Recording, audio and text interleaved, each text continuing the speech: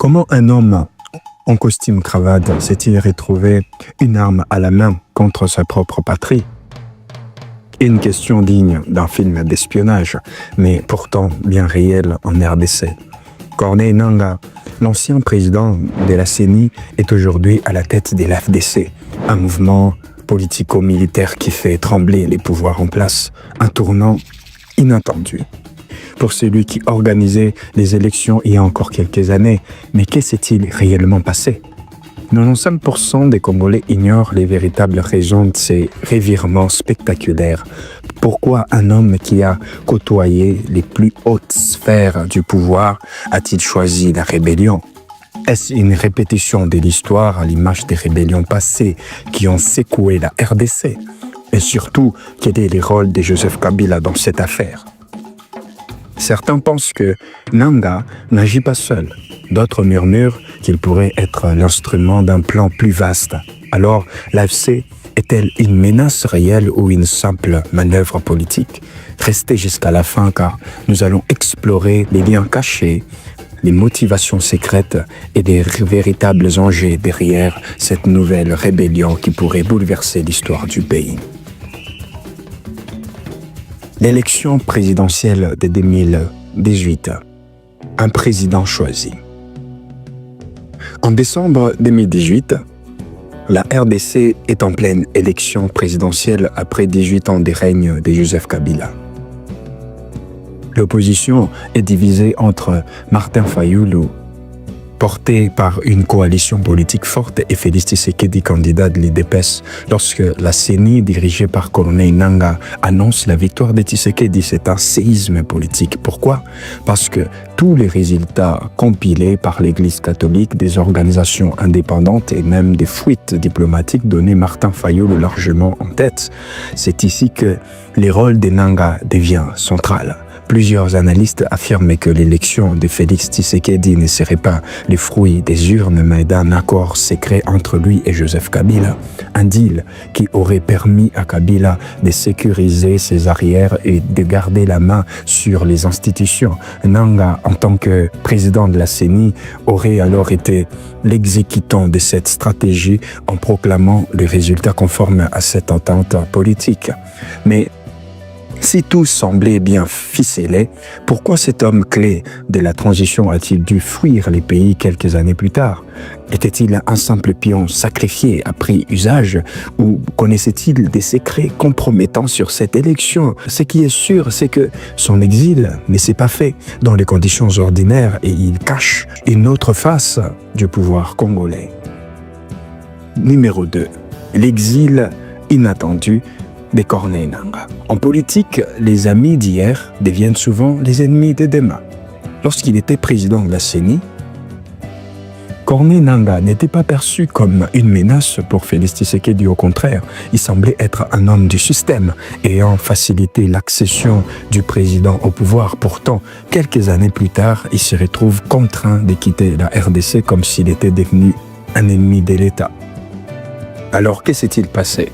Plusieurs hypothèses circulent. Certains estiment que Nangaa, devenu un personnage trop chargé politiquement, aurait été mis à l'écart pour éviter qu'il devienne gênant. D'autres pensent qu'il aurait tenté de se repositionner politiquement et aurait perdu la protection du camp Kabila et du pouvoir en place. Mais une théorie encore plus explosive indique que son exil aurait été provoqué par des conflits économiques et des différends personnels avec les cercles de Félix Tshisekedi. En d'autres termes, il ne serait pas parti pour des raisons purement politiques, mais parce qu'il avait perdu une guerre économique. Son exil marque en tout cas une rupture totale avec les institutions qu'il servait. De grands organisateurs des élections, il devient un homme traqué, marginalisé et qui finit par rejoindre un mouvement rebelle. Comment un bureaucrate est-il devenu un chef de guerre? C'est ici que l'histoire prend une tournure encore plus surprenante. Numéro 3. Conflit entre la famille Tshisekedi et Corneille Nangaa sur les mines. Ce que beaucoup ignorent, c'est que Corneille Nangaa n'était pas qu'un simple technocrate au service du pouvoir. Il était aussi un homme d'affaires influent. possédant des concessions minières stratégiques en RDC. Or, lorsque Félix Tshisekedi arrive au pouvoir, des tensions éclatent entre certaines familles influentes, notamment celle du président Enanga. Plusieurs sources des proches du pouvoir auraient voulu s'emparer des mines d'Enanga en utilisant des leviers administratifs et politiques. Ces conflits ne sont pas rares en RDC, où le secteur minier est au cœur des rivalités politiques et économiques. Mais cette fois, l'affaire va plus loin. Non seulement Nanga aurait été exproprié, mais il aurait également été menacé et empêché de récupérer ses actifs. Ces conflits économiques se transforment alors en une opposition politique. Se sentant trahi et privé de ses richesses, Nanga aurait vu dans cette injustice un motif supplémentaire de s'opposer au régime en place. Certains murmurent même qu'il aurait cherché à négocier son retour dans les cercles du pouvoir avant de finalement basculer dans la rébellion. Alors, Corneille Nangaa est-il devenu chef rebelle par conviction politique ou simplement par vengeance après avoir perdu ses richesses? Une chose est certaine, c'est après cet épisode que son engagement militaire prend une tournure sérieuse. Numéro 4, la naissance de l'AFC et les rôles de Nangaa.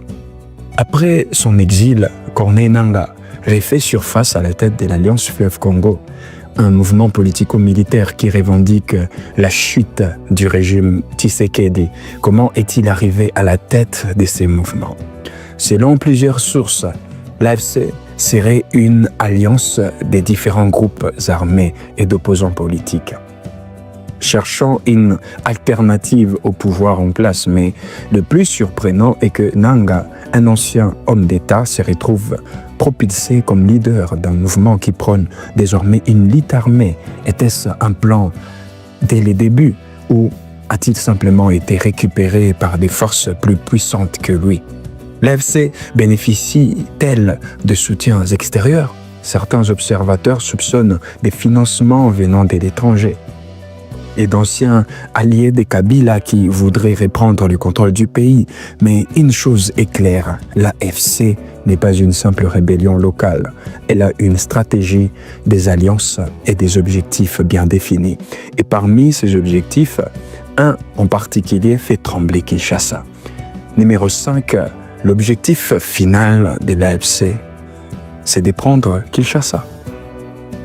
L'AFC ne cache plus ses ambitions. Marcher sur Kinshasa et renverser des régimes en place. Mais est-ce une menace réelle ou simple coup de bluff politique?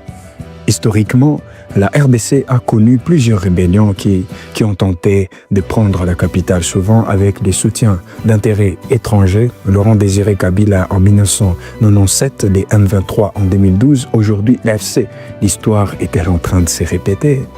L'AFC affirme avoir un plan pour renverser le pouvoir, mais plusieurs questions restent en suspens. Le mouvement a-t-il la force militaire nécessaire? Peut-il vraiment rivaliser avec l'armée congolaise qui reste loyale au régime Tshisekedi? Certains analystes estiment que Nangaa pourrait compter sur des alliances secrètes à l'intérieur même du système, mais surtout, quel rôle joue Joseph Kabila dans cette affaire? Est-il un simple spectateur ou un acteur de l'ombre? Les réponses de ces questions pourraient bien déterminer l'avenir politique de la RDC dans les prochains mois. Alors, Corneille Nangaa est-il un simple opportuniste ou une menace sérieuse pour les régimes en place? Dites-nous en commentaire ce que vous en pensez et surtout, abonnez-vous pour ne rien manquer des prochaines révélations. L'histoire de Corneille Nangaa est celle d'un homme qui a traversé toutes les sphères du pouvoir en RDC, d'administrateur des élections à exilé politique, puis chef d'un mouvement rebelle. Son parcours est aussi surprenant qu'inquiétant pour l'avenir du pays. Sa participation à l'élection controversée de 2018 laisse planer les doutes sur les véritables choix du peuple congolais. Son exil mystérieux et son conflit avec la famille présidentielle montrent que les luttes pour le pouvoir en RDC ne se jouent pas seulement dans les urnes, mais aussi dans les coulisses économiques. Et aujourd'hui, son rôle à la tête de l'AFC pose une question essentielle. S'agit-il d'un simple acte de vengeance personnelle ou d'un véritable projet politique capable de renverser des régimes en place? L'histoire nous a prouvé que les rébellions congolaises ont souvent été des instruments de manipulation politique. L'AFC sera-t-elle un mouvement de plus ou une menace réelle pour Kinshasa? Et surtout, quel rôle joue Joseph Kabila dans cette nouvelle équation? Les prochains mois pourraient être décisifs. La RDC est-elle à l'aube d'un nouveau bouleversement comme en 1997 ou 2012? Ou Nanga finira-t-il, comme beaucoup d'autres avant lui, un exilé des plus oublié par l'histoire?